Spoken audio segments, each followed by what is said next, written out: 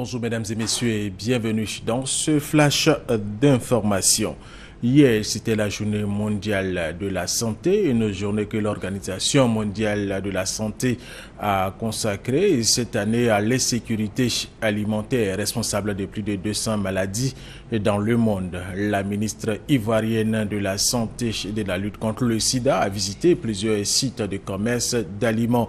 Raymond Goudou Kofi est allé sensibiliser les populations sur la sécurité alimentaire.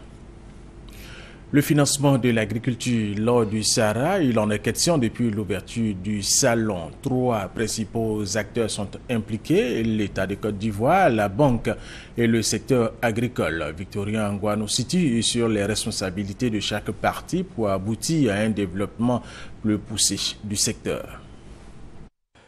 Le financement de l'agriculture comporte 3 volets. Le financement des infrastructures lourdes qui est du ressort de la puissance publique, le financement de l'exploitation agricole qui est l'affaire du crédit agricole et le financement des services agricoles qui permet de fournir des services de recherche, de conseil, de formation aux producteurs et à leur organisation professionnelle. La question du financement des services agricoles demeure le nœud. Le crédit doit être structuré, le crédit doit être organisé, il y a des problèmes de taux d'intérêt, il y a des problèmes de garantie, etc.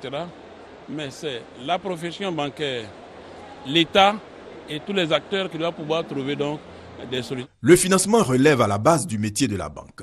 Un exercice plus aisé pour le banquier dans le cadre du négoce où il a affaire à des opérateurs mieux structurés et plus solides. Les banques estiment que l'agriculture est le secteur pourvoyeur de devises. Or, les paysans sont nombreux à évoluer hors secteur bancaire. Pour ce qui concerne que la campagne Café Cacao, en 2013, il y a eu environ 1900 milliards qui ont été distribués.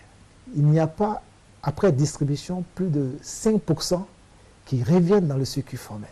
Donc pour les banques, en fait, pour tout ce qui concerne en fait, des initiatives d'approche vis-à-vis du monde paysan, nous sommes partants parce que par derrière, ça nous permet en fait d'améliorer le taux de bancarisation de ces populations-là, afin qu'on puisse, les avoir dans notre système comme clients, collecter leurs dépôts et puis également augmenter notre capacité de transformation. Les États se sont engagés à Maputo à consacrer 10% de leur budget annuel au secteur agricole. En Côte d'Ivoire, l'agriculture représente 22% du produit intérieur brut et la part accordée au secteur est inférieure à 5%.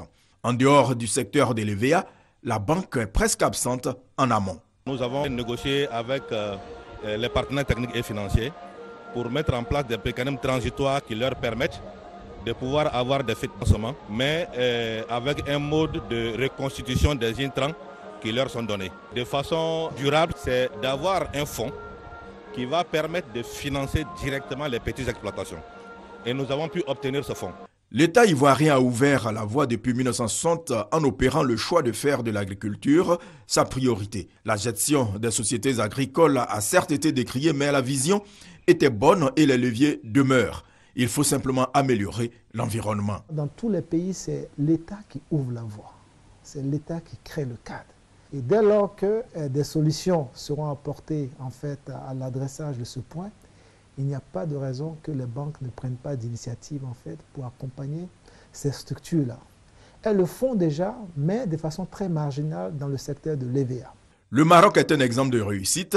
Ce pays consacre déjà 15% de son budget à son agriculture. L'État doit être présent, l'État doit aider les petits agriculteurs et faire de manière à ce que les filières et les marchés soient organisés. L'État doit jouer un rôle de facilitateur en mettant la banque au cœur du processus. Entre autres mesures, la sécurisation du foncier rural, l'immatriculation des acteurs, une fiabilisation de la forme juridique des coopératives. La dernière loi sur les sociétés coopératives constitue un pas significatif.